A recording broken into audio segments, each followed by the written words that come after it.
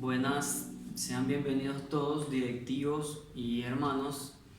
En esta ocasión les voy a presentar lo que sería mi título de la exposición y es La roca que da vida eterna, un estudio de la prefiguración de Éxodo 17:6 y el cumplimiento en la persona de Jesucristo en 1 Corintios 10:4. Y les voy a presentar lo que sería mi bosquejo, o lo que será. Está conformado por la introducción, primer título primario que sería el contexto histórico, prospectivo, el antitipo y textual de Éxodo 17:6. Y título secundario, punto A, sería el contexto histórico de Éxodo 17:6, sería una perspectiva de Éxodo 17:6, el antitipo de Éxodo 17:6 y como cuarto punto un análisis textual de Éxodo 17:6 y Corintios 10:4.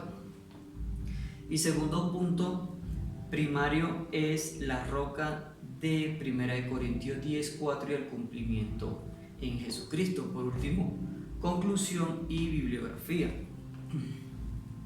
Entonces, iniciamos con la introducción. Este estudio de las prefiguraciones con las tipologías ha sido interesante, ya que nos enseña el significado de cada objeto o de cada persona en la historia del Antiguo Testamento en relación con el pueblo de Israel. Y en esta ocasión yo estaré abordando lo que será la roca de Oreb en el Éxodo 17:6 y el cumplimiento en Jesucristo como el antitipo. Y vamos a iniciar con el primer punto importante. El primer punto importante será el contexto histórico, prospectivo, antitipo y textual de la roca en Éxodo 17:6. Entonces, Jaime Caballero dice esto, quisiera citar lo que dice él. Dice, primero los tipos son históricos, son realidades en la historia de la salvación. En segundo lugar, los tipos son prospectivos, o sea, prefiguran. En tercer lugar, los tipos muestran una escalada que se mueve del tipo al antitipo, en este caso de la roca en Jesucristo o a Jesucristo. Y en cuarto lugar, los tipos son textuales, que es el punto número 4. Por eso estos 4 puntos son muy importantes para entender acerca de lo que se va a hablar de estas prefiguraciones, o en este caso de esta prefiguración de la roca de Oreb en el cumplimiento de Jesucristo, lo que sería el contexto histórico, prospectivo, antitipo y textual que vamos a citar en un momento. Punto número 1, contexto histórico de Éxodo. Entonces, si estudiamos el Éxodo, vemos la narración desde Egipto, saliendo el pueblo de Israel desde Egipto. Vemos cómo ellos cruzan el Mar Rojo y de allí comienza su travesía en el desierto. Y durante el desierto de Refidim, en Éxodo 17 en adelante, es donde ellos tienden a murmurar contra Moisés y Aarón por la necesidad de tener sed. Es donde Dios suple su necesidad y les provee a ellos ese manantial de agua para que ellos fuesen saciados. Y lo que vemos en el contexto histórico, un pueblo que se rebeldizó contra Dios, contra Moisés y Aarón, y aún así Dios proveyó para sus necesidades al momento en que Moisés golpeó la roca.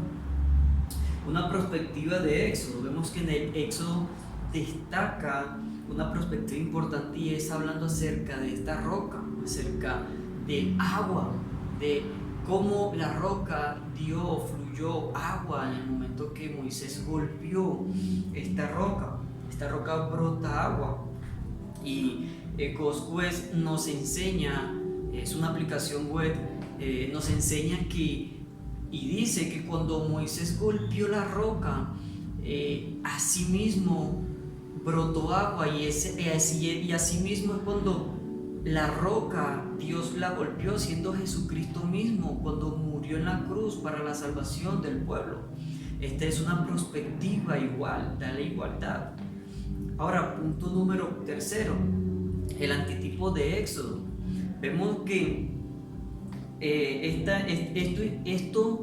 antitipo o la prefiguración es eso implica, esa prefiguración en el Antiguo Testamento implica un antitipo, que en este caso sería Jesucristo. Jesucristo es el antitipo de esa prefiguración en el Antiguo Testamento de aquel objeto o aquellas personas que prefiguran al Señor Jesucristo. Y en este caso será o es la piedra o la peña de Oreb, cuando Moisés golpea la roca.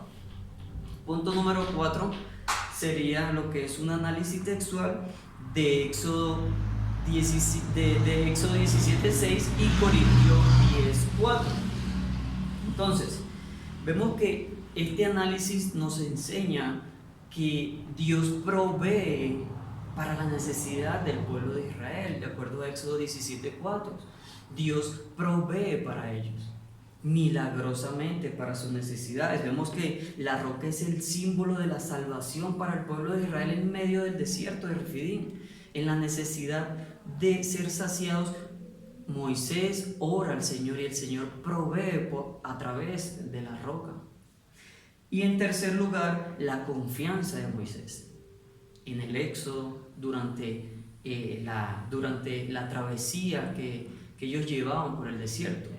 Y en contraste a 1 Corintios 10:4, el apóstol Pablo también hace un contraste. Vemos que para Pablo la roca o la tipología de aquella roca era Cristo Jesús. El mismo apóstol Pablo lo anuncia así también. Y por último, para Pablo Jesús es el manantial de vida, como en un momentico lo voy a estar anunciando. Jesús es el manantial de vida que provee para la necesidad del pueblo. Y por último, el segundo punto importante, la roca de 1 Corintios 10:4 y el cumplimiento en Jesucristo. Entonces el apóstol Pablo nos enseña, o le enseña a la audiencia de Corinto, que Jesucristo es la roca espiritual golpeada en el desierto por Moisés, aquella roca que sacia la necesidad del pueblo de Israel durante la travesía. El pueblo de los corintios se encontraba en el contexto donde en el versículo 1 el apóstol Pablo le dice que no ignoraran a Jesucristo, no tuvieran a Jesucristo por ignorancia, sino que Jesucristo es realmente la roca de agua viva, el agua de agua viva, el agua eterna que saciaría la sed de ellos. Y es lo que el apóstol Pablo identifica. En el versículo 4 dice que todos bebieron de la roca espiritual, siendo Jesucristo mismo, es lo que le anuncia el apóstol Pablo. Y esto nos enseña que el apóstol Pablo identifica a Jesucristo como la roca de Oreb. Y por último, conclusión, que sería Dios provee para el pueblo de Israel en el desierto, y esa prefiguración es la provisión espiritual para la necesidad del pueblo. Y por último, Éxodo y Corintio, el apóstol Pablo identifica realmente que Jesucristo es la roca que da vida al pueblo. Y por último, lo que sería la bibliografía. Muchísimas gracias, bendiciones.